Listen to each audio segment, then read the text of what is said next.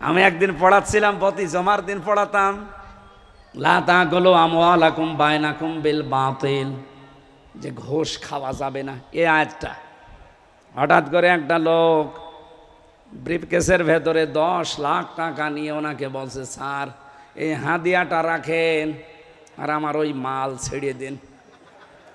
আমারে বলছে, হুজুর নেবেন মানে আপনারে পড়ালাম কি, আর আজকে সেই ঘুষের আয়াত।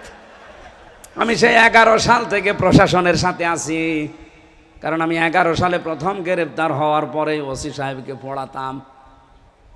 ওনার ওই জায়গা থেকে একেবারে আইসি পর্যন্ত যত সিস্টেম আছে সবগুলো আমার আয়ত্ত করা আছে, কার কি পজিশন, কার কি টাকা, যে হিসাব এখন বের হচ্ছে, যে বাস্তবতা আমাদের সামনে আসছে। আমরা দেখতে পাচ্ছি এই লোকটা যদি কিয়ামত পর্যন্ত হায়াত পায় আর ওই বেতন নিয়ে যদি চলে, এই সম্পদের মালিক হওয়া তার দ্বারা আরো কঠিন, কারণ তার আরো খরচ নেই। আর ওনারা যে সমস্ত ভিআইপি জায়গায় থাকে, আমি যে ওসিকে পড়াতাম, ওনার বেতন ওই সময় ছিল মনে হয় 42,000 টাকা, অথচ ওনার স্ত্রী আর সন্তান 2টা ঢাকাতে যে বাড়ি নিয়ে থাকে, ওই বাড়ির ভাড়াই হচ্ছে ওই সময় 11 সালে 52,000 টাকা। বেতন কত আর বাড়ি ভাড়া, বাকি টাকা আরো নেই। খাওয়া দাওয়া আছে, ছেলে মেয়ের কলেজে বিশ্ববিদ্যালয়ে লেখাপড়া আছে, আর তার ম্যাডামের যে সাজ, সব মিলে মনে হয় 2.5 থেকে 3 লাখ টাকা না হলে মাস যাওয়ার কথা না। বেতন কত? ও বেতন যাওয়ার পরও আরো ফেরেশতারা দিয়ে যায়। এতদিন যাই পড়িয়েছি, আজকে ঘুষের আয়াত পর্যন্ত এসেছে সূরা বাকারার, আর আপনি আজকে এই জিনিস পেয়েছেন। আমারে বলছো, হুজুর এটা তো ঘোষ না, এটা তো হাদিয়া। আপনার সরকার দেয় না? ওই সময় দেখলাম গরম দিলে লোকটারে, বেটা বেয়াদব, আমি কোরআন শরীফ পড়ছি আর তুমি। ওই সময় দেখলাম তাড়িয়ে দিল, পরে নিয়েছ কিনা আমি জানি না।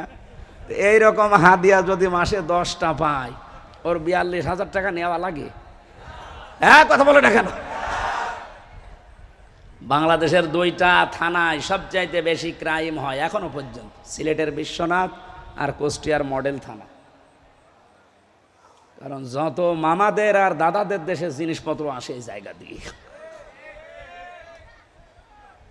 সারা বাংলাদেশ মিলিয়ে আপনি যেই কয় মন গাঁজা না পাবেন, লালনের মাজারের দ্বারা চাইতে মন গাঁজা বেশি পাওয়া যায়। এটা তো আকাশ থেকে পড়ে নাকি?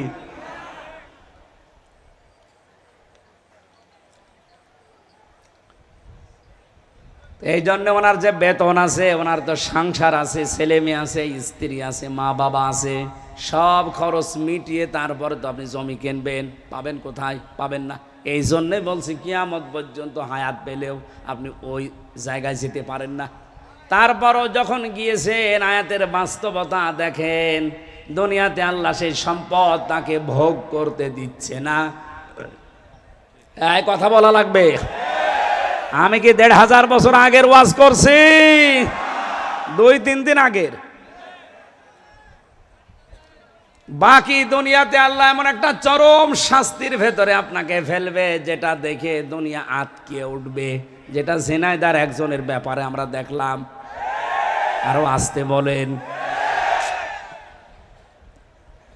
সারা বাংলাদেশ না পৃথিবী হতভম্ব হয়ে গেছে।